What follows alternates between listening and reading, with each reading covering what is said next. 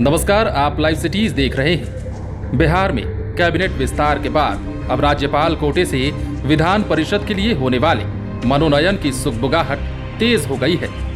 Backdoor से विधान परिषद में जाने के लिए नेता अपनी गोटी सेट करने में जुट गए हैं। वहीं इसके लिए लॉबिंग भी होनी शुरू हो गई है। बिहार में राज्यपाल कोटे के विधान परिषद की 12 सीटें खाली हैं। ये सीटें पिछले साल मई से ही खाली हैं, लेकिन कुछ कारणों से अब तक मनोनयन नहीं हो पा रहा था।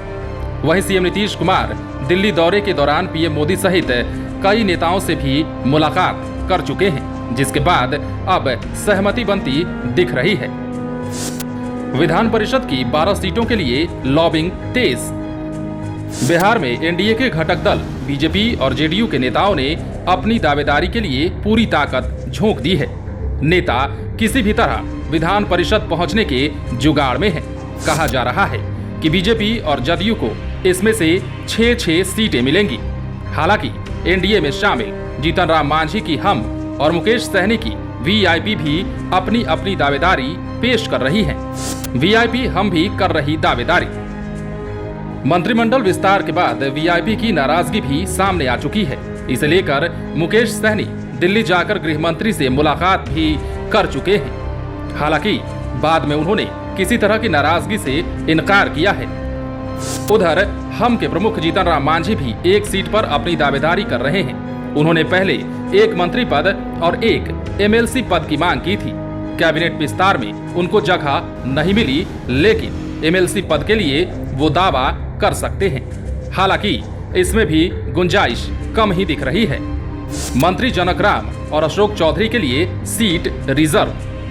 विधान परिषद की 2 सीटें हाल ही में खाली हुई थी, जिनमें सुशील मोदी और विनोद नारायण झा की खाली सीटें बीजेपी के खाते में आई थी। बीजेपी ने एक सीट वीआईपी प्रमुख मुकेश सहनी को तो दूसरी शहनवाज हुसैन को विधान पार्षद बनाकर दिया था।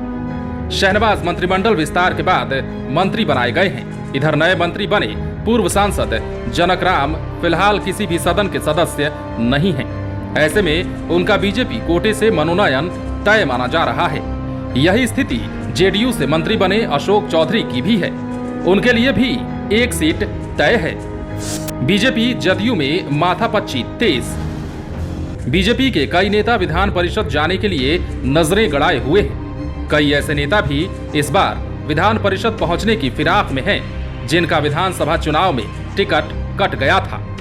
इधर जेडीयू में भी हाल लगभग वही है। कहा जा रहा है कि दोनों पार्टियों के रणनीतिकार कुछ नाराज दिग्गज नेताओं को विधान पार्षद बनाकर उनकी नाराजगी कम करने की कोशिश करेंगे। इसमें कई पूर्व मंत्री और संगठन का काम संभाल रहे नेता भी शामिल हैं। बहरहाल अब देखने वाली बात ये होगी कि कब तक राज्यपाल कोटे के खाली सीटों के लिए मनोनयन होता है और जेडीयू बीजेपी किसे टिकट देकर विधान परिषद भेजती है। आप बने रहें लाइव सिटीज के साथ। यदि आपने इस चैनल को सब्सक्राइब नहीं किया है तो सब्सक्राइब कर लीजिए, ताकि हम आपको खबरों से अपडेट कर सकें।